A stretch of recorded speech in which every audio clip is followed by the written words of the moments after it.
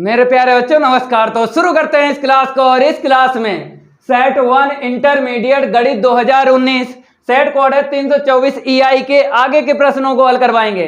और पिछली क्लास में प्रश्न 1 से 3 तक कंप्लीट करवा चुके हैं। जिन बच्चों ने प्रश्न 1 से 3 तक कंप्लीट नहीं किए हैं, लिंक डिस्क्रिप्शन में मिल जाएगा, कंप्लीट कर लेना। और इस क्लास में सेट 1 के आगे के प्रश्नों को हल करवाएंगे। तो अभी तक आप लोगों ने इस वीडियो को लाइक नहीं किया है तो सबसे पहले सभी स्टूडेंट इस वीडियो को लाइक कर दें और इस वीडियो को ज्यादा से ज्यादा शेयर कर दें अपने फ्रेंड सर्किल में। तो इंतजार खत्म हुआ, उड़ाते हैं 1 बाय 1 प्रश्नों का गर्दा। तो आपको यहाँ पे दिख रहा होगा प्रश्न चौथे का बताया गया है, एक बक्से में 10 कार्ड 1 से 10 तक पूर्णांक लिख कर रखे गए हैं। आगे लिखा है और उन्हें अच्छी तरह मिलाया गया है। आगे लिखा है इस बक्से से एक कार्ड यदृच्छा निकाला गया है। यदि यह ज्ञात हो कि निकाले गए कार्ड पर संख्या 3 से अधिक है तो इस संख्या के सम होने की प्रायिकता है। तो मेरे प्यारे बच्चों, ये प्रश्न पार्ट 13 प्रायिकता से लिया गया है। सबसे पहले आपको यही पहचानना है कि प्रश्न किस रूल से लगेगा।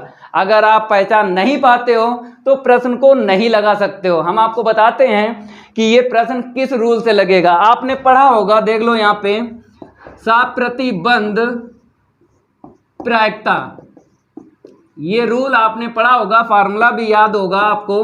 बटे में जब प्रायिकता पूछी जाती है तो ये फार्मूला लगाया जाता है।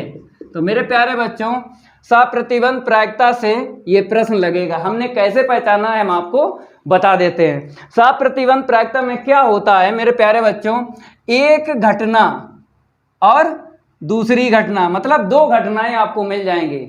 ये पहचान है, मतलब एक घटना होगी ज्ञात है और दूसरी घटना क्या है जिसकी प्रायिकता पूछी जाती है, जिसकी प्रायिकता पूछी जाती है, कहते हैं निकालना है। तो 2 घटनाएं आपको प्रश्न मिल जाएंगी। तो पहचान लेना कि साप्रतिबंध प्रायिकता से ही ये प्रश्न लगेगा। तो मेरे प्यारे बच्चों देख लो यहाँ पे 2 घटनाएं, सब यहाँ पे देखो। यदि यह ज्ञात हो, आपको दिख रहा होगा, निकाले गए कार्ड पर संख्या 3 से अधिक है, ये ज्ञात है तो हम इस घटना को B मान लेंगे। और निकालना क्या है, इस संख्या के सम होने की प्रायिकता। तो मेरे प्यारे बच्चों, इस संख्या के सम होने की प्रायिकता, इसको हम क्या मान लेंगे, घटना A मान लेंगे। तो ऐसे आपको पहचानना है, ठीक है। अब आपको समझ में आ गया होगा कि ये प्रश्न जो है किस रूल से लगेगा, ठीक है। अब आप लोग लिख लो इसका हल, यहाँ पे लिख देते हैं। चौथे का सबसे पहले आपको क्या करना है मेरे प्यारे बच्चों, प्रतिदर समष्टि बना लेनी है। तो देख लो यहाँ से ये सेंटेंस हम उठा लेते हैं। ये सेंटेंस यहाँ से उठेगा, ये देख लो, एक बक्से में 10 कार्ड 1 से 10 तक पूर्णांक लिख कर रखे गए हैं, ठीक है। तो आपको क्या करना है, सबसे पहले प्रतिदर्श समष्टि बना लेना है। यस बराबर 1 2 3 4 5 6 7 फिर 8 फिर 9 फिर 10। तो मेरे प्यारे बच्चों यहाँ पे बताया भी गया है कि 1 से 10 तक पूर्णांक लिख कर रखे गए हैं। तो हमने यहाँ पे 1 से लेकर 10 तक पूर्णांक ले लिए।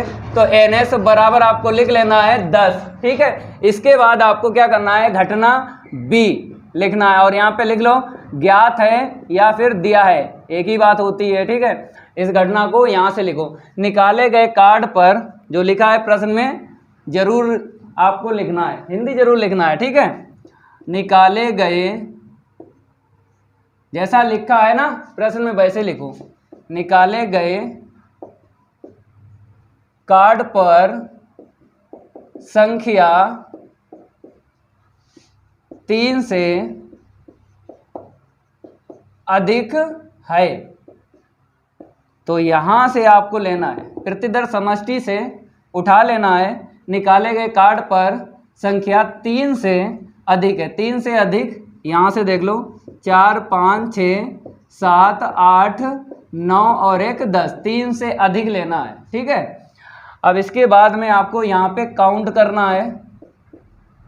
काउंट करो यहाँ पे 1 2 3 4 5 6 7, ठीक है। अब इसके बाद में आपको करना क्या है, ए घटना यहाँ पे लिखना है और यहाँ पे क्या लिखना है, निकालना है। क्या लिखना है मेरे प्यारे बच्चों, निकालना है। क्या निकालना है, संख्या के सम होने की प्रायिकता। तो यहाँ पे लिखो, हिंदी जरूर आपको लिखना है, संख्या के सम होने की घटना आपको लिखना है, क्योंकि प्रायिकता में निकालना है तो यहाँ पे घटना लिखना पड़ेगा। तो ए बराबर सम देख लो, इसमें सम 2 4 6 8 और 10, सम आपको यहाँ से ले लेना है, 2 4 6 8 और 10। यहाँ पे काउंट करो तो यानी ए बराबर कितना मिलेगा, 1 2 3 4 5। ठीक है, अब मेरे प्यारे बच्चों यहाँ पे देखो, यहाँ पे ए और बी का इंटरसेक्शन लेना है। तो ए इंटरसेक्शन बी बराबर, इंटरसेक्शन में कॉमन देखना पड़ेगा, तो 4 6 8 10 मिल जाएगा, 4 6 8 10। तो 4 6 8 और 10 दिख रहा होगा आपको कॉमन, 4 इसमें है 4 इसमें लिख लिया, 6 इसमें है 6 इसमें लिख लिया। ठीक है, तो यही मिलेगा आपको 4 6 8 10। देखो 4 6 8 10 दोनों में है, वही आपको लिख लेना है। अब यहाँ पे काउंट करेंगे तो एन ए इंटरसेक्शन बी कितना मिलेगा, 1 2 3 4। ठीक है, और हमें क्या निकालना है मेरे प्यारे बच्चों, ये देखो जो ज्ञात है उस घटना को नीचे लिखना है और जो निकालना है उस घटना को ऊपर लिखना है, ये निकालना है। इतना आप लोग नोट करो। अब ऊपर हम रफ करेंगे और यहाँ पे आपको लिख लेना है साप प्रतिबंध प्रायिकता से, फार्मूला याद होगा आपको। तो यहाँ पे लिख देते हैं साप प्रतिबंध प्रायिकता से, फार्मूला देख लो, पी ए अपॉन बी बराबर होता है P A intersection B upon P B. तो यहाँ पे फार्मूला दिया गया है, प्रायिकता में आपको नंबर में चेंज करना है, क्योंकि आपने जो भी ज्ञात किया है नंबर में ज्ञात किया है। ठीक है, इसको हम रफ कर देते हैं। अब नंबर में यहाँ पे इसको लिखना है, देखो एन ए इंटरसेक्शन बी अपान में यहाँ पे एन एस लिख लो। ठीक है, अपान यहाँ पे देखो एन बी अपान, यहाँ पे थोड़ा सही से लिख देते हैं एन एस। ठीक है, ये कहाँ से लिखा, क्योंकि पी बराबर क्या होता है, N E upon N S, यही फार्मूला होता है ना प्रायिकता का, तो इसी फार्मूले से हमने लिखा है। यहाँ पे जो घटना है वही यहाँ पे होती है, देख लो ए इंटरसेक्शन बी ये घटना है, वही तो यहाँ पे लिखे, अपान में तो एन एस आता ही है। यहाँ पे देखो पी बी है, तो जो भी घटना है वो ऊपर और नीचे एन एस। थोड़ा यहाँ पे रफ करते हैं। अब आपको मान रखना है, कैसे रखोगे हम आपको बताते हैं। एन एस से एन एस काट लो, चाहे आप एन एस का मान रखने के बाद काटो या पहले काट दो, एक भी नंबर कटेगा नहीं। ठीक है, पूरे ही नंबर मिलेंगे। तो N A intersection B upon N B, अब मान रखो एन बी का मान यहाँ से देख लो 7 और एन ए इंटरसेक्शन बी का मान 4 है। तो इसको हम रफ करते हैं और आगे बढ़ते हैं। यहाँ पे क्या बताया गया है, 4 है एन ए इंटरसेक्शन बी का मान, एन बी 7 है। तो मेरे प्यारे बच्चों ये आंसर शीट निकली है। अब आप बता सकते हो कि ये आंसर शीट सही है कि गलत है। कैसे पहचानोगे, प्रायिकता का कोई सा प्रश्न हो उसकी आंसर शीट जो है इसमें ही लाई करना चाहिए। अगर देखा जाए 0 कितनी मिलेगी बताइए, 7 छंगा 42, ज़्यादा हो जाएगा, 7 पना 35, मतलब 0.5 इसमें लाई करेगी। तो ये आंसर शीट करेक्ट है। अब आप लोग क्या करो, इसको नोट कर लो, ये कंप्लीट हो गया। ठीक है, अब अगले प्रश्न की है बारी, नहीं करेंगे उसके साथ कोई यारी। तो इसको हम रफ करते हैं। अगला नंबर देख लो, आपको डाल देना है खा। तो यहाँ पे का जो है कंप्लीट हो गया। ठीक है, यहाँ पे हम नंबर चेंज कर देते हैं, ये खा है। ठीक है, यहाँ पे क्या लिखा है, दिखाइए कि दो सदिशों वेक्टर ए तथा वेक्टर वी के लिए सदैव इतना होता है। तो ये सिद्ध करना है आपको, क्या लेके चलना है, इतना लेके चलो, ये अस्मिका आ जाएगी। कैसे आएगी हम आपको बताते हैं।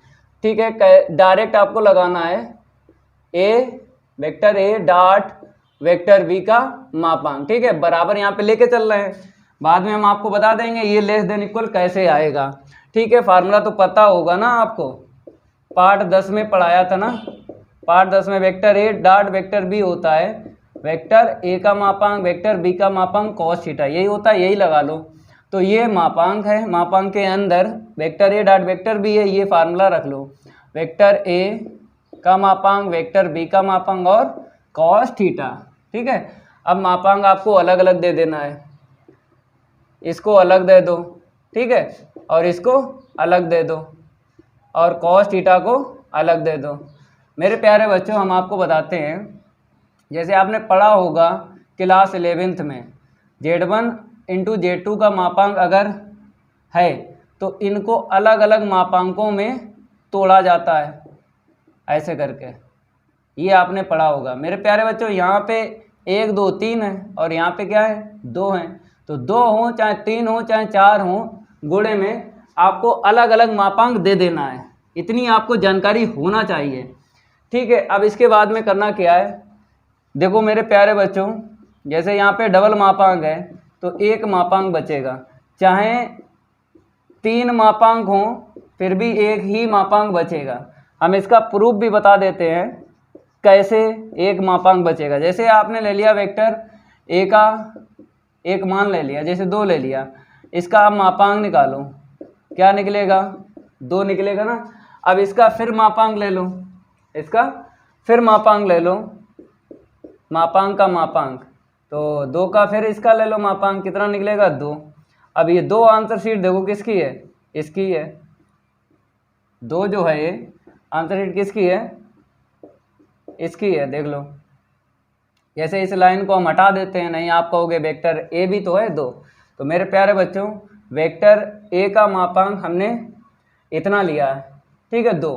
चाहो तो इसको भी हटा दो, इतना लिया, ठीक है। अब इसका मापांक निकालोगे तो कितना निकलेगा, 2। अब 2 किसका है, वेक्टर ए का मापांक। तो देख लो, मतलब यहाँ पर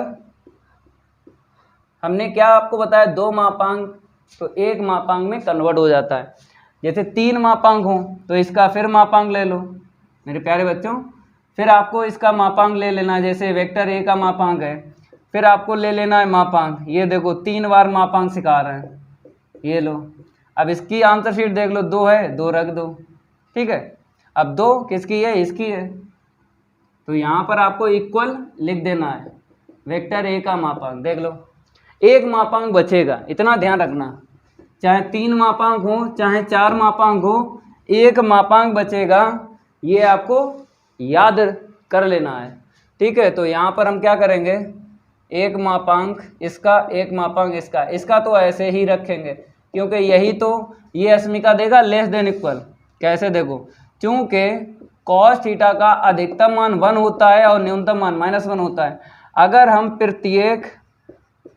प्रत्येक पद का मापांक, यहाँ पे क्या लिखते हैं, मापांक लेने पर, प्रत्येक पद का मापांक ले लो, तो यहाँ पे जैसे ही मापांक लेंगे ये प्लस बन देगा, ये बन देगा, तो आपको यही उठाना है, ठीक है, क्योंकि यहाँ पे प्लस ही आएगा। तो केवल और केवल आपको क्या उठाना है, इतना उठाना है जब भी मापांक लेना है, इसे छोड़ देना है क्योंकि ये भी प्लस बताएगा। तो ये भी आपको लिखना है, जो हमने ये लाइनें लिखी हैं ना, ये आपको लिखना जरूर है इसी में, ठीक है। तो आपको देख लो, यहाँ पे इसका मान रख देंगे, इक्वल है 1 रख दो, तो ये इक्वल जो है किस में चेंज हो जाएगा, लेस देन इक्वल में, ये चेंज हो गया। वेक्टर ए का मापांक वेक्टर बी का मापांक इंटू 1, तो less than equal vector A का मापांक और वेक्टर बी का मापांक। तो ये आंसर शीट आई है वेक्टर ए डॉट वेक्टर बी का होल मापांक, ये प्रूव करना था। हो गया ना, अब इसको नोट कर लो। अब अगले प्रश्न की है बारी, नहीं करेंगे उसके साथ कोई यारी। रफ करने में थोड़ा सा टाइम आपका चला जाएगा, कोई दिक्कत वाली बात नहीं है, जल्दी जल्दी लगवाते हैं प्रश्नों को, उड़वाते हैं गर्दा। अब गा की अगर बात करें, ये प्रश्न हो चुका है, ये रिपीट प्रश्न है, हम पहले ही आपको बता चुके हैं। जितनी आपने मेहनत की है 2020 के सेट में 1 से लेकर 7 तक, उतनी मेहनत नहीं करना पड़ेगी आपको 2019 के सेट में, ठीक है। फिर आपको 2018 की अगर बात करें, जितने सेट के प्रश्नों को हल करोगे, तो 2020 में मेहनत 2019 में कम है, फिर उससे कम 2018 में। ऐसे ही 2017 की अगर बात करें तो आपको मेहनत नहीं करना पड़ेगा, आपको देख के ही बता देना है कि ये प्रश्न कैसे लगेगा और इन्हीं प्रश्नों की प्रैक्टिस करो। ये मेरा आपसे वादा है, एक भी प्रश्न जो है पेपर से आउट नहीं जाएगा, पूरा ही पेपर फंस जाएगा। आप किसी से ना पढ़ो, केवल आपको किताब से सिलेबस कंप्लीट कर लेना है। और किताब से कोई भी टॉपर आज तक नहीं बन पाया। टॉपर कैसे बनना है, 100 में से 100 गणित में कैसे लाना है, जितने यहाँ पे हम सेट कंप्लीट करवा दें, आपको प्रैक्टिस करना है 1 बाय 1 प्रश्नों की। 1 घंटा या 1.5 घंटा, आपके पास जितना टाइम हो, कम से कम 1.5 घंटा तो आपको प्रैक्टिस करना रोज। कसम खा लो, मेरी ही कसम खा लो यार, रोज ही आपको प्रैक्टिस करना है। ये मेरा आपसे वादा है कि गणित में आपके 100 में से 100 ही नंबर आएंगे। ये मेरा आपसे वादा है, एक भी नंबर नहीं कटेगा। रिपीट प्रश्न अब मिलेंगे आपको, जो 2019 के सेट के प्रश्नों को हल करवाएंगे। रिपीट प्रश्न मिलेंगे और आपको दिख भी रहा है यहाँ पे, ये देखो रिपीट आया है। ये प्रश्न कहता है सेट 1 में 2020 324 XA में हो चुका है, तो इसको कर लेना। ठीक है, अब बात करेंगे घा की। यहाँ पे लिखना पड़ेगा घा। चलो देख लो, यहाँ पे बताया गया है समाकलन, अनिश्चित समाकलन कहता है मान ज्ञात कीजिए। ठीक है, तो आई बराबर आपको लिख लेना है साइन स्क्वायर एक्स, फिर माइनस का क्या है कॉस स्क्वायर एक्स अपान में साइन स्क्वायर एक्स इंटू में कॉस स्क्वायर एक्स। यही है मेरे प्यारे बच्चों। एक रूल आपको पता होगा, जब हमने समाकलन स्टार्ट किया था, हमने आपको बताया था कि समाकलन अंश का होता है, हर का नहीं होता है। होता है हर का, लेकिन फार्मूलों के रिलेटिव अगर फलन मिल जाए हर में, तभी होता है समाकलन हर का, नहीं तो नहीं, अंश का ही समाकलन होता है। ये पूरे यूट्यूब पे कोई आपको बात नहीं बता सकता। यूट्यूब की बात छोड़ो, पूरे हिंदुस्तान में अगर कोई टीचर बता दे कि समाकलन अंश का होता है, हर का नहीं होता है, मारकर छोड़ देंगे भाई, पढ़ाना छोड़ देंगे अगर कोई भी टीचर आपको बता दे। हमने आपको पहले ही बताया, वो 50 रुपए के टीचर जो होते हैं बच्चों का भविष्य खराब करते हैं। उन्होंने कभी नहीं चाहा कि बच्चों का भविष्य बन जाए, कभी नहीं चाहा, बताया ही नहीं है। वो बोलते हैं कि आइए हमने रटा है, तुम भी रटिए आगे। तो हम आपको बताएंगे रीजन, फिर उसके बाद समाकलन इसका करेंगे। ठीक है, देख लो यहाँ पर जो है मेरे प्यारे बच्चों, हर में ऐसा कोई आपके पास फार्मूला है जो इसका समाकलन कर दे? नहीं है। तो इसको क्या करना है, अंश में लेके जाना है। अब ये अंश में कैसे जाएगा, क्योंकि अंश का ही समाकलन करना है। देखो आई बराबर आपको लिखना है, लघुत्तम वापस दे दो, तब ये अंश में चला जाएगा। तो हम ये लो लघुत्तम हमने वापस दे दिया, कॉस स्क्वायर के बटे आपको लिख लेना है साइन स्क्वायर एक्स इंटू में कॉस स्क्वायर एक्स। थोड़ा लिख नहीं पा रहे हैं क्योंकि इंक ज़्यादा इसमें फैल रही है। चलो dx, ठीक है, मार्कर चेंज कर लेते हैं। यहाँ पर हम इसको रफ कर देते हैं। अब आपको दिख रहा होगा कि अंश और हर में, यहाँ पे देखो साइन स्क्वायर से साइन स्क्वायर कैंसिल हो जाएगा, कॉस स्क्वायर से कॉस स्क्वायर कैंसिल हो जाएगा। अब इसको कन्वर्ट कर देंगे अंश में, क्योंकि समाकलन अंश का होता है, हर का नहीं होता है। तो देख लो यहाँ पे आई बराबर 1/cos स्क्वायर एक्स, इसका व्युत्क्रम जानते हो आप लोग, तो यहाँ पर आ जाएगा सेक स्क्वायर एक्स माइनस, अब यहाँ पे देखो 1/sin स्क्वायर एक्स, इसका व्युत्क्रम क्या होगा कॉसिक स्क्वायर एक्स। ठीक है, अब आपको इतनी जानकारी होना चाहिए, जितने पद होते हैं हर एक पद का समाकलन होता है। तो यहाँ पे कितने पद हैं, 2 पद हैं, दोनों का आपको समाकलन कर देना है। तो सेक स्क्वायर एक्स का समाकलन tan x, ठीक है ना, और कॉसिक स्क्वायर एक्स का समाकलन माइनस का कॉड एक्स प्लस का c। अब मेरे प्यारे बच्चों यहाँ पे देखो tan x आइटेटिज लिख लो, यहाँ पे माइनस माइनस प्लस हो जाएगा कॉड एक्स प्लस का c। तो प्रश्न जो 4 में आपके पास का, खा, गा और घा, यही था, कंप्लीट कर लिया। ठीक है, अब इसको नोट करो, अगले प्रश्न की है बारी, नहीं करेंगे उसके साथ कोई यारी। अगले प्रश्न को हल करवाते हैं, आप लोग इसको नोट कर लो, जल्दी नोट करो इसे। मेरे प्यारे बच्चों, अब आपको प्रश्न 5वें का देख लेना है। यहाँ पर बताया गया है निश्चित समाकलन का मान ज्ञात कीजिए। तो ये प्रश्न हो चुका है, कहाँ पे हो चुका है देख लो, सेट 7 2020 में। कोड है 324YZ और प्रश्न है 5वें का गा, तो कर लेना इसको, ये रिपीट है प्रश्न, ठीक है। अब आपको खा देख लेना है। नेक्स्ट प्रश्न बताया गया है, यदि x, y, z विभिन्न हो। अब मेरे प्यारे बच्चों, विभिन्न का मतलब क्या है, x, y, z आपस में बराबर नहीं है, इसका मतलब ये है। आगे लिखा है तथा इस साड़ी का मान जो है बराबर 0 दे रखा है। आगे लिखा है तो दर्शाइए कि 1 + x, y, z बराबर 0। तो आपको क्या लेके चलना है, साड़ी बराबर 0 लेके चलना है और आपको इतना सिद्ध कर देना है। तो यहाँ पे लिख लो 5वें का खा का हल, ठीक है। क्या लिखना है, सबसे पहले दिया गया समीकरण, क्यों, क्योंकि बराबर आपको 0 लेके चलना है और बराबर जब लेके चलना होता है समीकरण ही बोलते हैं, ठीक है। पहली पंक्ति के अभी अब लिख लो x स्क्वायर 1 + का x3, दूसरी पंक्ति के अभी अब y स्क्वायर 1 + का y3, ठीक है। तीसरी पंक्ति के अभी अब z स्क्वायर 1 + का z3 और बराबर आपको 0 लेके चलना है। अब मेरे प्यारे बच्चों आपको बताते हैं, जैसे यहाँ पे 1 चाहिए तो 1 तो आपको तीसरे स्तंभ से मिल जाएगा। कैसे, गुणधर्म आपने 5 पढ़ा होगा, जब आपने सारिक पार्ट कंप्लीट किया होगा तो आपने गुणधर्म 5 जरूर पढ़ा होगा। उसमें क्या है, गुणधर्म 5 में एक सारिक से 2 सारिक में कन्वर्ट करना। कैसे करोगे एक सारिक को 2 सारिक में कन्वर्ट, देखो मेरे प्यारे बच्चों हम आपको बताते हैं। जैसे यहाँ पर आपको लिख देना है पहले गुणधर्म 5 से, कहाँ से ब्रेक करना है, तीसरे स्तंभ से। जिस अवयव में आपको 2 पद दिख रहे हैं, इसमें दिख रहे हैं, इसमें दिख रहे हैं, इसमें दिख रहे हैं, ये अवयव किस में है, तीसरे स्तंभ में। तो तीसरे स्तंभ से आपको ब्रेक करना है। ये प्लस प्लस प्लस है ना, यहाँ पे आ गया। अब 1 1 1 पहले आपको पहले सारिक में लिख देना है, ठीक है। अब देखो प्लस तो आ ही गया, x3 y3 और z3 दूसरे सारिक में लिख देना है। कैसे, देखो x3 y3 और z3, ठीक है। हमने कहाँ से ब्रेक किया, तीसरे स्तंभ से, तो तीसरे स्तंभ के ही अवयव हमने लिखे हैं दोनों सारिक में। अब बात करेंगे पहले स्तंभ के अवयव और दूसरे स्तंभ के अवयव, आपको सेम टू सेम लिख देना है। तो देख लो यहाँ पे x फिर y फिर z, x square y square z square, यहाँ पे आ जाओ, सेम टू सेम लिखना है, ठीक है। यहाँ पर भी x फिर y फिर z, x square y square z square, ठीक है। अब आपको क्या करना है, इसको तो ऐसे ही रखना है। यहाँ पे देखो पहली पंक्ति, दूसरी पंक्ति, तीसरी पंक्ति में कॉमन दिख रहा है।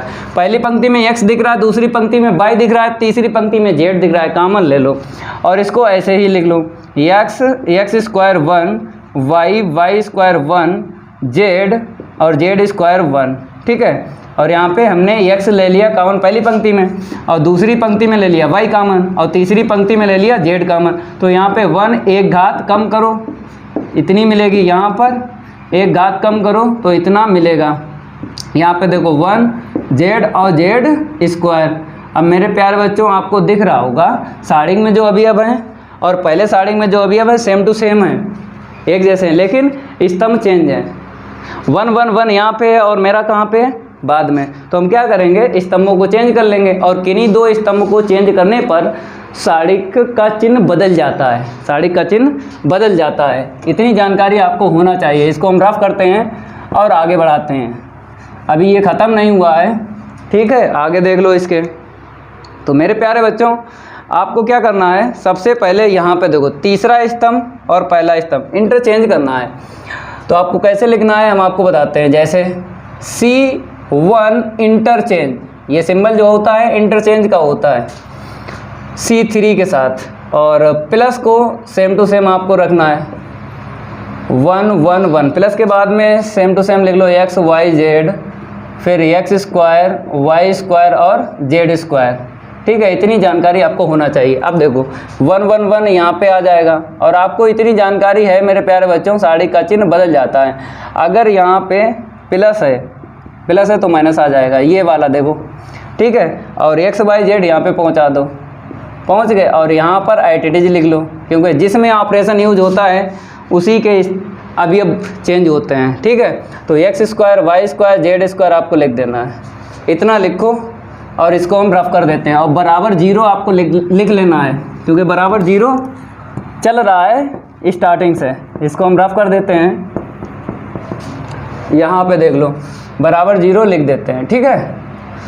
अब देखो हमें क्या चाहिए, यहाँ पे देखो दूसरे स्तंभ में एक्स वाई जेड चाहिए, तो यहाँ पे नहीं है। अब इंटरचेंज कर लो, ये जो घात दो वाले यहाँ पर आ जाए अभी अब, और एक एक घात वाले यहाँ पे आ जाए, तब ये मिल जाएगा तो हम कॉमन ले लेंगे। फिर आपको करना है इंटरचेंज, तो माइनस था प्लस हो जाएगा, चिन्ह बदल जाता है, ठीक है। अब आपको C2 का इंटरचेंज C3 के साथ करना है, और प्लस का एक्स वाई जेड ऐसे ही रखना है, ठीक है। 1 1 1 एक्स वाई जेड, और यहाँ पे एक्स स्क्वायर वाई स्क्वायर और जेड स्क्वायर बराबर 0। अब मेरे प्यारे बच्चों यहाँ पे देख लो इंटरचेंज हुआ है X Y Z, X square Y square और जेड स्क्वायर 1 1 1, ठीक है। अब एक जैसा दिख रहा है, कॉमन ले लो। यहाँ से कितना मिला 1, और यहाँ से कितना मिला एक्स वाई जेड, ठीक है। और यहाँ पे देखो 1 एक्स स्क्वायर, और यहाँ पे 1 वाई स्क्वायर 1 जेड स्क्वायर बराबर 0। अब मेरे प्यारे बच्चों हमको सिद्ध करना है 1 प्लस एक्स वाई जेड बराबर 0। तो हम क्या करेंगे, यहाँ से चूँकि 1 प्लस एक्स वाई जेड होगा बराबर 0, लेकिन ये जो सारिक है ना 1 X square 1 Y square 1 Z और जेड स्क्वायर, ये नॉट इक्वल 0 आएगा।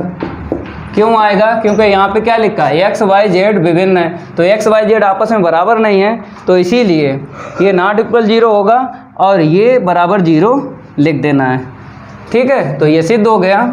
इस साड़ी का मान नहीं निकालेंगे, क्यों नहीं निकालेंगे, क्योंकि हमें जो चाहिए था वो मिल गया, तो हम इसको हल नहीं करेंगे, ऐसे ही आपको लिख देना है। ये कंप्लीट हो गया, इसको नोट करो। अब अगले प्रश्न की है बारी, और नहीं करेंगे उसके साथ कोई यारी। तो आपको दिख रहा होगा नेक्स्ट जो भी प्रश्न है पहले पढ़ लो, क्या दिया है और क्या हमसे मांगा गया है। पहले इसको हम रफ कर देते हैं, उसके बाद बताएंगे आपको कि कैसे लगाना है। नंबर भी चेंज कर देते हैं, यहाँ पे 5वें का गा, ठीक है। तो यहाँ पे क्या लिखा है, समतल दिया गया है, ये समतल आपको दिख रहा होगा, सदिश रूप में दिया गया है। आगे लिखा है पर मूल बिंदु से, भैया मूल बिंदु से क्या कर रहा है, मूल बिंदु से ये कह रहा है कि डाले गए लंब इकाई सदिश की दिक् को जियाएँ लिखा होगा, ठीक है। ज्ञात कीजिए, थोड़ी मिसप्रिंट है, लिख लेना दिक् को जिया या कोज्जिया एक ही बात है, ठीक है। अब आपको करना क्या है हम आपको बताते हैं। जैसे सबसे पहले आपको समतल का सदिश समीकरण लिख लेना है। यहाँ पे समतल का सदिश समीकरण, इतना तो आपको लिख लेना है, समीकरण भी लिख लेना है। वेक्टर आर कैसे लिखना है, सदिश बताया था पिछली कई क्लास में कि दिक् अनुपात से आपको लिखना है। 632 से लिख लेना है, माइनस नहीं बोलते हैं क्योंकि दिमाग में रखना है, तो दिक् अनुपात से जल्दी सदिश लिख जाता है, ठीक है। अब मेरे प्यारे बच्चों हमें क्या चाहिए, दिक् को जियाएँ। तो देखो कैसे ज्ञात करेंगे दिक् को जियाएँ।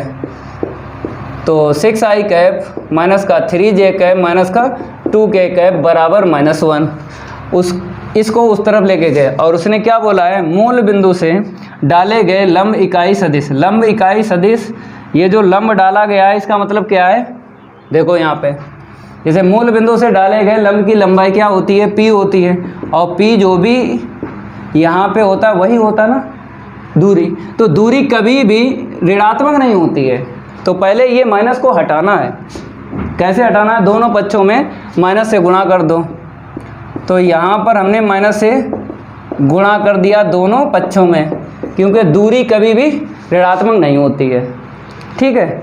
अब आपको करना क्या है मेरे प्यारे बच्चों, देखो हमें नीचे मापांक चाहिए होता है, नीचे मापांक चाहिए होता है, दिक् को जियाएँ तभी निकलती हैं। तो देख लो ऐसे करके, क्योंकि हम जो लिखेंगे उसको हम रफ कर देते हैं, फिर आपको बताते हैं कि कैसे यहाँ पे हम ये जो आगे हल करेंगे तो इसको कैसे लिखा जाएगा, पहले से ही हम आपको बता देते हैं। जैसे एक फार्मूला आपने पढ़ा होगा, vector r dot N cap बराबर p, इसके रूप में हमें लिखना है, ये जो है इसके रूप में लिखना है। तो एन कैप क्या होता है? इकाई सदिश।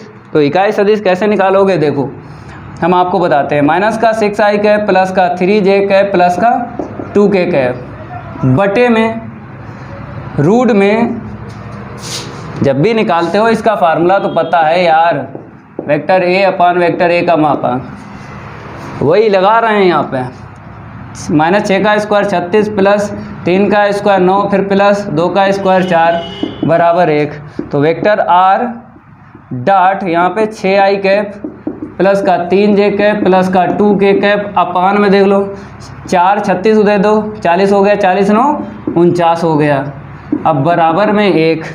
तो वेक्टर आर डॉट माइनस का 6i कैप प्लस का 3j कैप प्लस का 2k कैप अपान में 7 आएगा बराबर 1। ठीक है, अब लघुत्तम वापस दे दो, दिक् कोज्या पता चल जाएंगे, क्योंकि दिक् कोज्या में हमें मापांक निकालना पड़ता है। तो मापांक यहाँ से हमने क्या किया, निकाल लिया इस सदिश का, तो हमें कोई दिक्कत नहीं आएगी, हम दिक् कोज्या लिख देंगे डायरेक्ट। अलग से आपको मेरे प्यारे बच्चों, अलग से नहीं आपको निकालना है। जैसे एल एम एन निकालते हो अलग से नहीं निकालना है। समतल का जब आपको ये सदिश समीकरण मिल जाए तो जैसा हम बता रहे हैं वैसे ही आपको दिक् कोज्या निकालना है। चलो लघुत्तम वापस करो, माइनस 6/7 आई कैप, 3 के नीचे लिख दो 7, लघुत्तम वापस कर रहा है, फिर 2 के नीचे 7 लिख दो, अब बराबर में 1। ठीक है, अब यहाँ से आपको लिख देना है दिक् कोज्याएं। दिक् कोज्याएं यहाँ से देखो, माइनस 6/7 कामा 3/7 और 2/7, ये दिक् कोज्याएं निकालने हैं। और यहाँ पे लिख देना है ये किसके रूप का है, समतल का समीकरण वेक्टर आर डॉट वेक्टर, यहाँ पे एन कैप है, ठीक है, वेक्टर नहीं है, तो इसके रूप में हमने कन्वर्ट किया और दिक् कोज्याएं हमने ज्ञात कर ली। अब इसको हम रफ कर देते हैं, तब तक इसको नोट करो। अब अगले प्रश्न की ये बारी, और नहीं करेंगे उसके साथ कोई यारी। तो मेरे प्यारे बच्चों अगला प्रश्न देख लो, यहाँ पे हम नंबर चेंज कर देते हैं और इसको भी रफ कर देते हैं साथ में, क्योंकि हमें स्पेस भी मिल जाएगा। ये लो, इसको भी हमने रफ कर दिया क्योंकि स्पेस हमें चाहिए, स्पेस भी मिल गया। 5वें का नेक्स्ट क्वेश्चन है घा। तो मेरे प्यारे बच्चों यहाँ पर बोला गया है कि एक वक्र दिया गया है y बराबर x², मतलब ये परवलय है, ठीक है, रेखा दी गई y बराबर 4 से, घिरे क्षेत्र का क्षेत्रफल ज्ञात कीजिए। ठीक है, देख लो, पहले तो आपको क्या डाल देना है यहाँ पे, प्रकार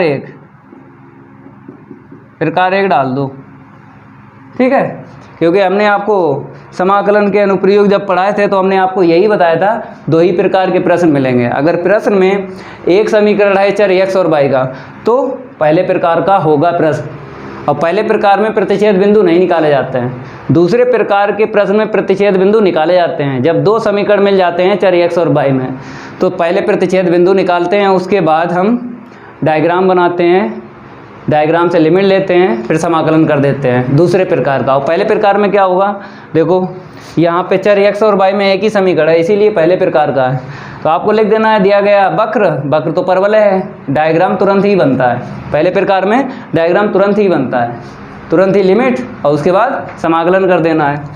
तो ठीक है, यहाँ पे क्या लिख लो, दिया गया वक्र, और वक्र का अगर नाम पता है तो यहाँ पे लिख दो परवलय। वक्र का नाम अगर पता है तो क्या लिख दो, परवलय। तो y बराबर x², तो इसको हम सही से लिख लेते हैं, x² बराबर y, तो किसके रूप का है, x² बराबर प्लस 4a y के रूप का है। तो इसका शीर्ष जो होता है वही इसका शीर्ष होगा, 0,0। शीर्ष का मतलब है जो परवलय घूमेगा ना उसका पीछे का हिस्सा, तो वो मूल बिंदु से घूमेगा, यहाँ पे 0,0 है। अब उसके बाद आपको रेखा लिख लेना है, y बराबर 4। मेरे प्यारे बच्चों हम समाकलन उसी का करते हैं जिस समीकरण में चर x और y है। तो इसका समाकलन होगा, इसे समीकरण 1 डाल दो, इसका समाकलन होगा, इसका समाकलन नहीं होगा। ये भी आपको जानकारी होना चाहिए कि समाकलन हम किसका किसका करेंगे। हम उसी का समाकलन करेंगे जिस समीकरण में चर x और y हैं, उसी का समाकलन होगा। तो आपको डायग्राम बना लेना है, यहाँ पे x अक्ष और यहाँ पे y अक्ष। अब मेरे प्यारे बच्चों आपको यहाँ पे देख लेना है कि ये परवलय किस रूप का है। इस रूप का है तो विषम घात देखो किस चर पे है, y पे विषम घात मिल गई। जिस चर पे विषम घात मिल जाए उसी अक्ष पे बनेगा परवलय।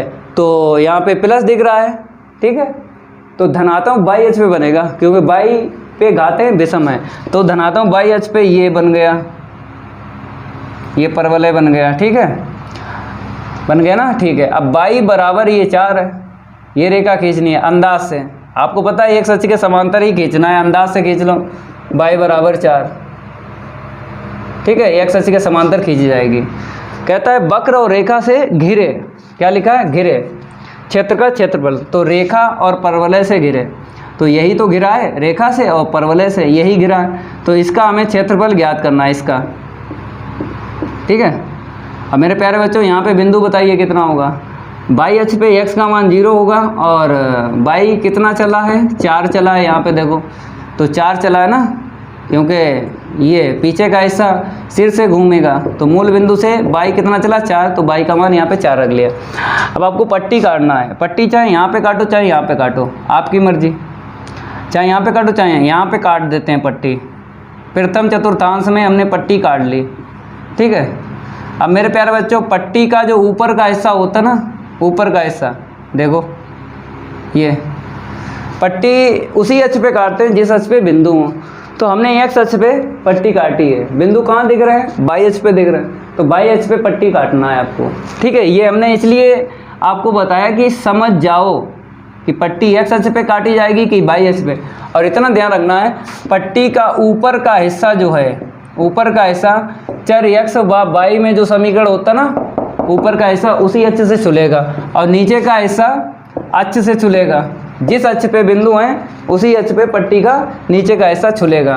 तो मेरे प्यारे बच्चों यहाँ पर देखो, जैसे हमने ये पट्टी काटी, तो पट्टी काटी, पट्टी का ऊपर का हिस्सा देखो किससे छुला है, चर x और y में जो समीकरण है ना परवलय, उससे छुला है।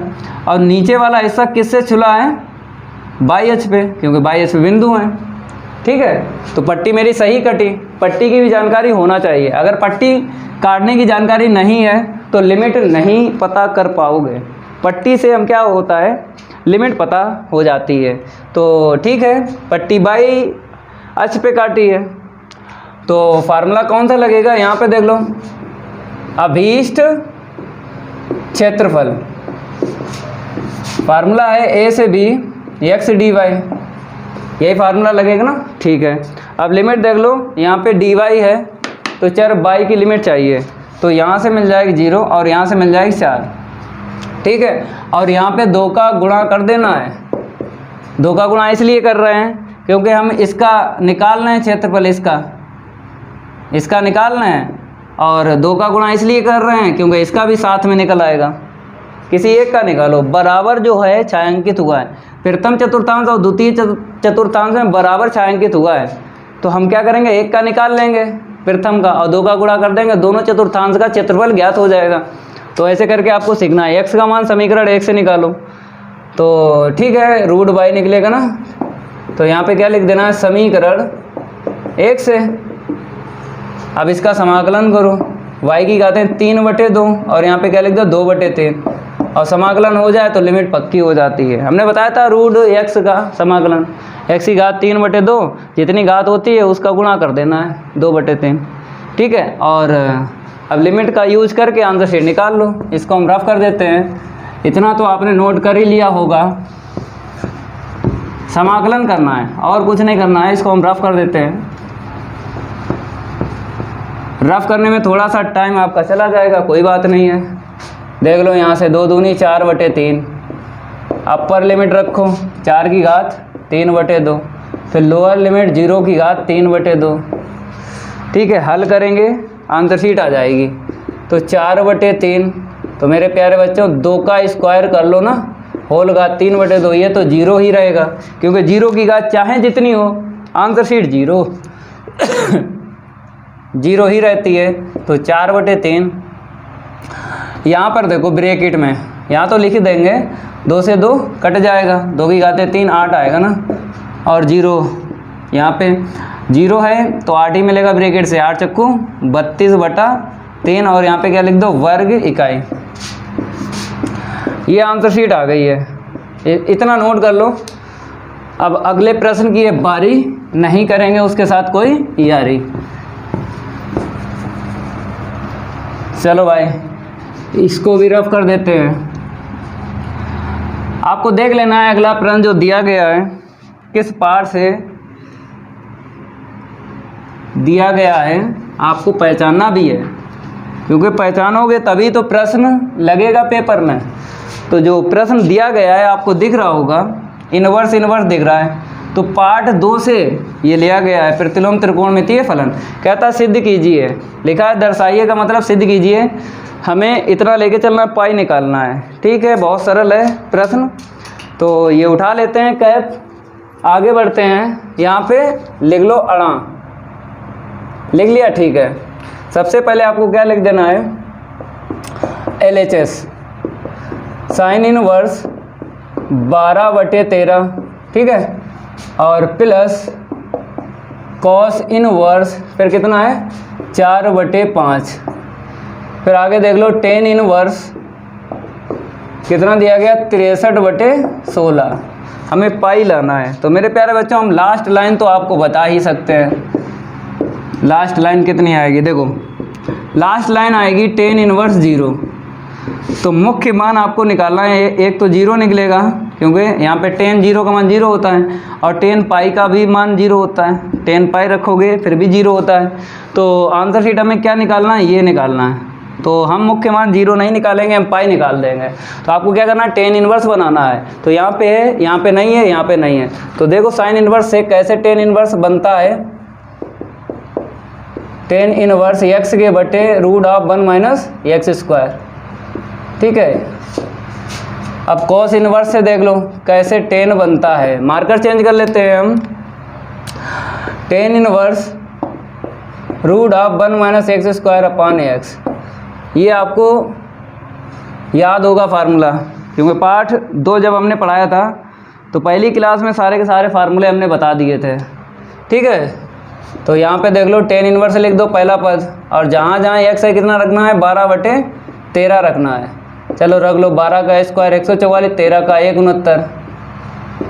चलो अब दूसरा पद देख लो प्लस का टेन इनवर्स √1 रख लो, 4/5 है तो कितना हो जाएगा 16/25 हो जाएगा ना। ठीक है, अपान में 4/5 लिख देना है, और प्लस का टेन इनवर्स 63/16। उसको रफ कर देते हैं, वो तो लास्ट लाइन आपको बता दी है। तो आपको हल करना है लास्ट लाइन, टेन इनवर्स 0 निकालना है। पहले हम टेन इनवर्स में चेंज कर लेते हैं। टेन इनवर्स मेरे प्यारे बच्चों यहाँ पे क्या है 12/13 अपान में 169, एलसीएम ले लो लघुत्तम, तो 169 फिर माइनस का 144। ठीक है, अब प्लस का टेन इनवर्स रूट में कितना आएगा 25 ले लो लघुत्तम, तो 25 माइनस का 16/4/5 बराबर नहीं है प्लस का टेन इनवर्स 63/16। ठीक है, आगे बढ़ते हैं। टेन इनवर्स यहाँ पे कितना आएगा 12/13, और रूट से बाहर निकालोगे 169 कट जाएगा, कटेगा ना, या फिर बाद में काटना, पहले रूट से बाहर निकाल लो। तो 12/13 ऊपर है, घटाओ 9 में से 4 गया 5 मिला। ठीक है, और 6 में से 4 गया 2 मिला, तो 25/169 रूट में आया है। तो हम डायरेक्ट निकाल लेते हैं, 25/13 लिख देते हैं, 5/13 लिखेंगे क्योंकि 25 बाहर निकलेगा ना। चलो प्लस का देख लो टेन इनवर्स, चलो यहाँ पे देख लो कितना आया 25 में 16 गए 9/25 आएगा ना रूट में, तो डायरेक्ट लिख लो 3/5 अपान में 4/5, और प्लस का जो टेन इनवर्स है ना कितना है 63/16। चलो भाई, तीनों पद लिख लिए। अब आगे बढ़ते हैं, इसको हम रफ कर देते हैं। अभी हम क्या कर रहे हैं, टेन इनवर्स में बना रहे हैं। उसके बाद जब तीनों पद टेन इनवर्स के बन जाएंगे तो आपको पता ही है, टेन इनवर्स के लिए एक फार्मूला बनाया गया जब तीन पद होते हैं टेन इनवर्स में, वो भी बता देंगे। पहले सरल कर लो। टेन इनवर्स ऊपर कितना है, 12 है, नीचे 5 है, प्लस का टेन इनवर्स ऊपर है 3 और नीचे है 4। यहाँ पे देखो प्लस का टेन इनवर्स 63/16, यही है, ठीक है। अब मेरे प्यारे बच्चों, यहाँ पे आपको दिख रहा होगा 1 2 3, तीन पद दिख रहे हैं टेन इनवर्स में। तो तीन पद वाला फार्मूला होता है, बताते हैं आपको, देख लो। टेन इनवर्स x प्लस का टेन इनवर्स y प्लस का टेन इनवर्स z इक्वल में टेन इनवर्स x प्लस का y प्लस का z माइनस का x y z अपान में 1 माइनस एक्स वाई माइनस का वाई जेड माइनस का जेड एक्स। ये तीन वाला फार्मूला है मेरे प्यारे बच्चों, यही लगा लो, ठीक है। टेन इनवर्स x का मान यहाँ से देख लो 12/5, y का मान ये ले लो 3/4, z का मान 63/16। फिर माइनस के बाद में इनका गुणा करना है, 12/5, 3/4, 63/16। अब बटे में देख लो कितना लिखना है आपको, 1 माइनस एक्स वाई। तो 1 माइनस एक्स का मान है 12/5, वाई का मान है 3/4, फिर माइनस का वाई जेड, वाई का मान 3/4, जेड का मान 63/16। ये एक्स है, वाई है, जेड है, ठीक है। माइनस जेड का मान है 63/16 और एक्स का मान कितना है, यहाँ से देख लो 12/5। अब मेरे प्यारे बच्चों, आपको करना क्या है, जो हमने लास्ट लाइन बताई थी आपको, टेन इनवर्स 0, ठीक है। तो यहाँ पर देखा जाए अंश में 0 बनेगा, 100% अंश में 0 बनेगा, तभी ये लास्ट लाइन आएगी। तो क्या करेंगे, हम यहाँ से लघुत्तम लेंगे और इतना ध्यान रखना है कि यहाँ पे काटना नहीं है 4 से 3, ठीक है। 4 से ये 12 नहीं काटना है, क्योंकि लघुत्तम आपको मिलेगा सेम टू सेम, यहाँ पर भी वहाँ पर भी, तो इसलिए आपको काटना नहीं है, लघुत्तम लेना है। 4 पंचे 20, ठीक है। 16 का गुणा कर दो, 16 दूनी 32, तो यहाँ पे आ जाएगा, देखो टेन इनवर्स 320 आ जाएगा, ठीक है, लघुत्तम। तो मेरे प्यारे बच्चों 5 है, तो 5 नीचे है, तो आपको पता ऊपर गुणा होगा 16 गुणे 4 का, 16 चक्कू 64 का गुणा होगा 12 में। चलो यहाँ पे लिख देते हैं, बाद में हम गुणा करेंगे। प्लस का 3, पहाड़ा नीचे पढ़ेंगे, गुणा ऊपर करेंगे। तो 4 है नीचे, तो आपको पता है 16 5 का ऊपर गुणा करना है, तो 80 का हो जाएगा, प्लस का 63 गुणा 16 है नीचे, तो 4 पंचे 20 का ऊपर गुणा होगा, ठीक है। 320 यहाँ पे आएगा। और बाद में देख लो, बाद वाला कहाँ पे लिखें भाई, स्पेस नहीं है, चलो यहाँ पे लिख देते हैं माइनस के बाद में। गुणा करो, 3 तिरका 9, ठीक है, 3 छाक 18, 189 है, 12 गुणा कर दो, 12 नेमा 108, ठीक है, इतना मिला है। 12 अट्ठे 96, कितना मिलेगा, 6 मिलेगा, 10 हासिल, 12 एकन 12, चलो भाई 22 68 मिलेगा। यहाँ पे कितना मिलेगा, 22 68 बटे जो यहाँ पे लिया ना 320, वही मिलेगा। और अपान में आपको लिख देना है, अपान में क्या है, अपान में हम क्या करेंगे, सेम टू सेम लिखेंगे, क्योंकि अंश में 0 ही बनेगा 100%। तो 1 माइनस 12/5, 3/4 माइनस का 3/4 और फिर कितना है 63/16, 3/4 63/16 माइनस का 63/16 और इंटू में 12/5। ये आपको ब्रैकेट लगा देना ऐसे करके, क्योंकि वहाँ पे प्रश्न है। इसको हम रफ कर देते हैं। आगे जो है आपको नोट करना है यहाँ पे। चलो आगे देखते हैं। यहाँ पे देखो 10 इनवर्स, चलो गुणा करो, 12 चौक 48 हुआ, 4 हासिल मिल गए, 12 छंग 72 हुआ, 76 मिल गए, ठीक है। प्लस गुणा करो 3 का 8 में, 3 8 24 240 हो गया, प्लस का 2 3 6 2 छंग 12, ठीक है। अपान में 320 माइनस के बाद में 22 68 बटा 320, बटे में आपको वाइटेज लिखना है क्योंकि अंश में 0 मिलेगा ना, तो नीचे कुछ भी हो तो आंसर शीट 0 ही आएगी तभी। 12/5 3/4, फिर माइनस के बाद में 3/4 63/16, फिर माइनस का 63/16 और फिर कितना आएगा 12/5। तो जोड़ेंगे 22 68 ही आएगा, देख लो। 10 इनवर्स 0 0 8 हो गया, 6 4 10, 10 और 6 16, एक हासिल मिल गया, 3 3 2 5 7 5 12, एक और एक 2 हासिल, जोड़ लिया 320, 22 68 बटे 320, इतना ही आया। हम पहले ही बोल रहे थे कि अंश में 0 बनेगा, नीचे ना हल करो, क्या करोगे हल करके, क्योंकि ऊपर 0 है बाकी सब 0 हो जाता है। यहाँ पे 16 है, ठीक है, 63/16 और 12/5। चलो ऊपर क्या लिख दो, 0 लिख दो, इसको हम रफ कर देते हैं। अब आपको यहाँ पे क्या लिख देना है, 10 इनवर्स 0, क्योंकि ऊपर कट ही जाएगा, हटाओ इसे। मुख्य मान निकालना है, तो हमने बताया था 10 पाई रखना है, क्योंकि हमें पाई लाना है आंसर शीट में। 0 भी होता है 0, 10 पाई भी 0 होता है, तो हमें जो चाहिए वही हम रखेंगे। तो पाई चाहिए, पाई हमने रख लिया, 10 से 10 चला गया, कितना आया पाई, ये आंसर शीट आ गई, इसको नोट कर लो, ठीक है। अब इसको हम रफ कर देते हैं। अगला प्रश्न जो है देख लो, रैखिक प्रोग्रामन का है। तो मेरे प्यारे बच्चों हो गया है प्रश्न, कहाँ हो चुका है, लिखा भी है, नीचे देख लो किस सेट में हुआ था, 2020 में।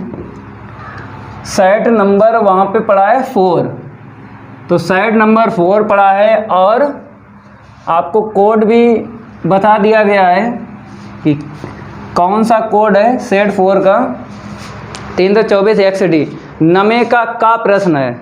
सेम टू सेम ये रिपीट प्रश्न हुआ है, लेकिन जब हमने सेट 4 में ये प्रश्न लगाया था 324 XD प्रश्न नमे का, तो वहाँ पर क्या हुआ था, ये 24 के स्थान पे 2 लिख गया था, धोखे से लिख गया था 2, ठीक है। और हमने बताया भी था अपने आप से लगाना लग ही जाएगा, लेकिन यहाँ पर सही है, अब लगवा देते हैं, कोई दिक्कत नहीं है। सबसे पहले आपको देखना है, यहाँ पे लिख देते हैं, फिर बताते हैं क्या देखना है।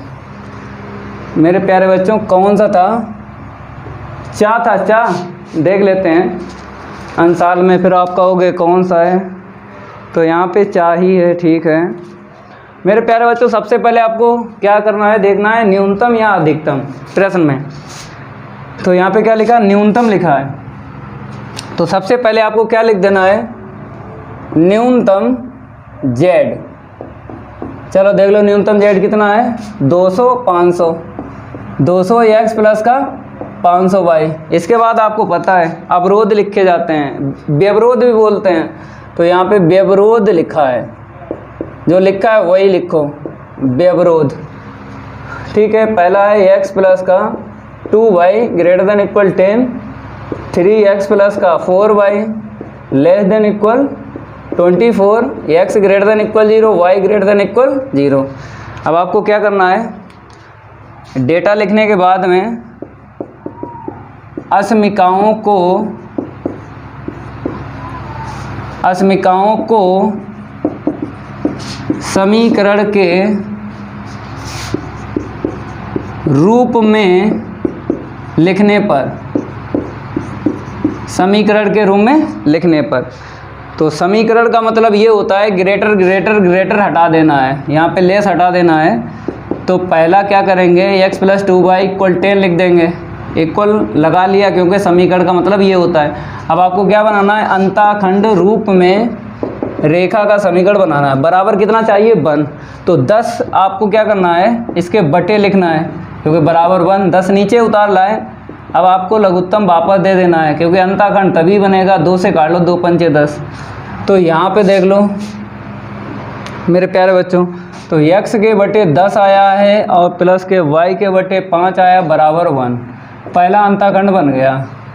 ठीक है, अब देख लो यहाँ पे लेस देन इक्वल है, लेस हटा देना, इक्वल यूज़ करना है। 3x प्लस का 4y इक्वल 24। अब आपको क्या करना है, 24 नीचे ले आना है, बराबर 1 चाहिए। तो लघुत्तम वापस करेंगे तभी तो हमें बीच में प्लस मिलेगा। तो 3x के बटे 24, 4y के बटे 24 बराबर 1, 4 छंग 24, 3 8 24। तो x के बटे 8 है प्लस y के बटे 6 है बराबर 1। तो ये दूसरा अंताखंड बन गया। अब इसके बाद में x ग्रेटर देन इक्वल 0 है तो बराबर यहाँ पे 0 कर लो, ये 3 हो गया। y ग्रेटर देन इक्वल 0 को ये कर लो। फिर इसके बाद में आपको पता है क्या करते हैं, पुट z बराबर 0। यहाँ से क्या करते हैं, बिंदु निकालते हैं क्योंकि डब्बा बनता है, डब्बे से ही आंसर शीट पता चलती है। इसको हम रफ कर देते हैं, 200x और प्लस का 500y बराबर 0 है। तो y को उस तरफ लेके जाएंगे, माइनस का हो जाएगा। ये लो 0 से 0 कट गया, x के बटे y लिख दो, -5 बटे 2 लिख दो। ये सही है या गलत है, कैंचीदार गुणा करके देख लो, 2x हो जाएगा जो यहाँ पे है, -5y जो यहाँ पे है। ठीक है, इस लाइन को हमने ऐसे लिखा है, करेक्ट लिखा है, तो -5, 2। ठीक है, इतना लिखने के बाद अब आपको डायग्राम बनाना है। इसको हम रफ कर देते हैं। मेरे प्यारे बच्चों, आपको स्केल निकाल लेना है।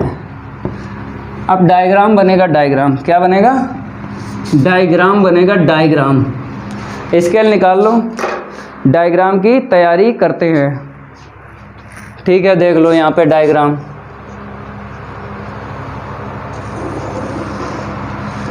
ये होगा, चलो बैठ के क्षैतिज रेखा हम खींच लेते हैं।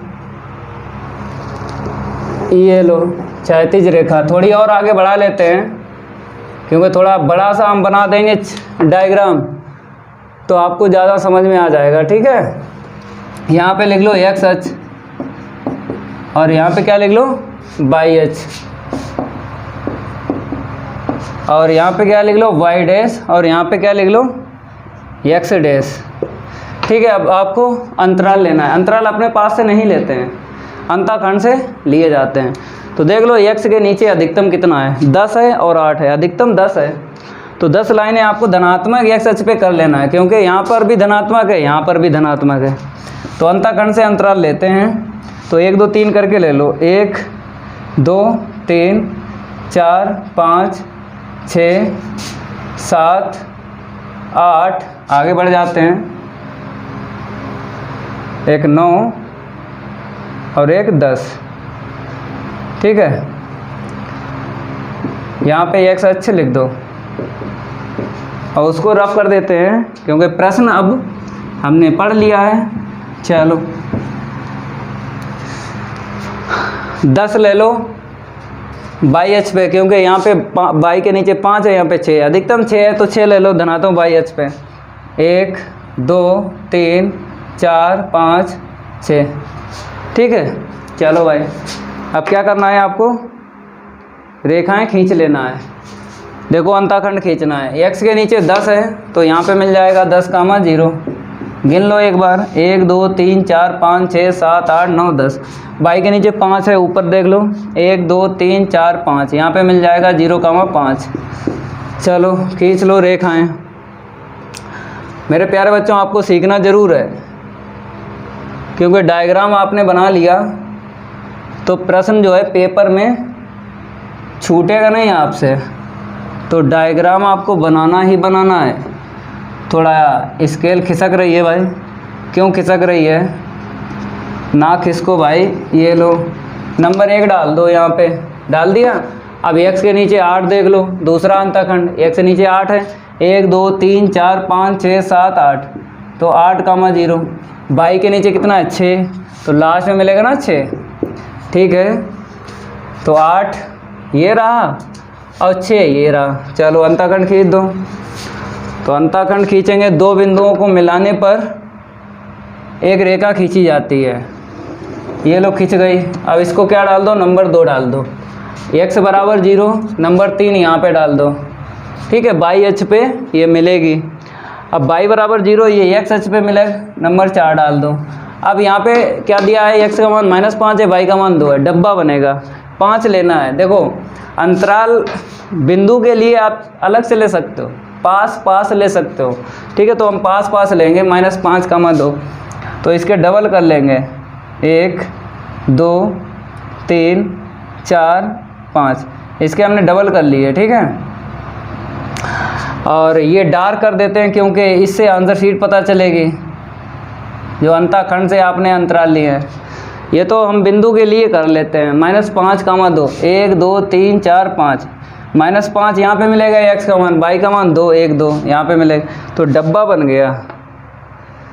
देखो बिंदु के लिए आप अलग अंतराल ले लो या यही अंतराल यूज़ कर लो, कोई दिक्कत नहीं है, लेकिन 1 2 3 करके ही आपको गिनना है। हम पहले भी बहुत प्रश्नों में बता चुके हैं।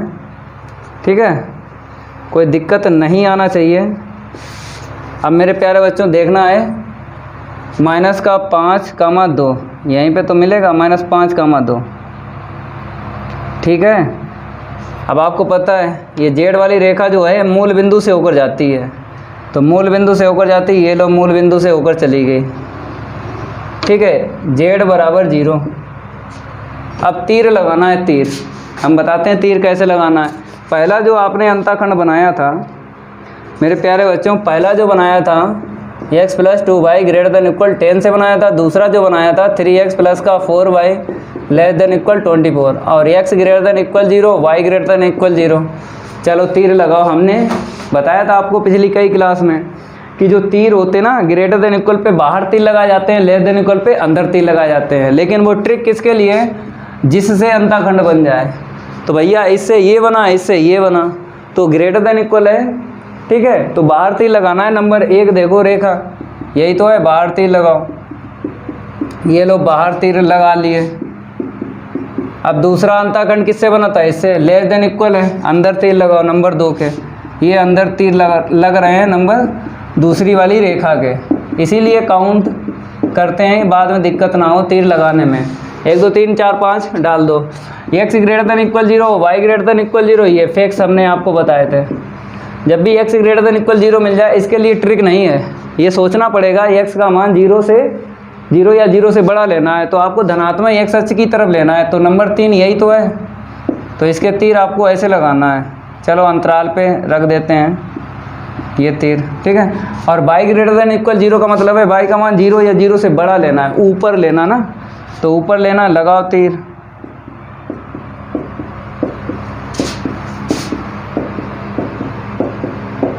ठीक है, ये तीर हमने लगा लिए।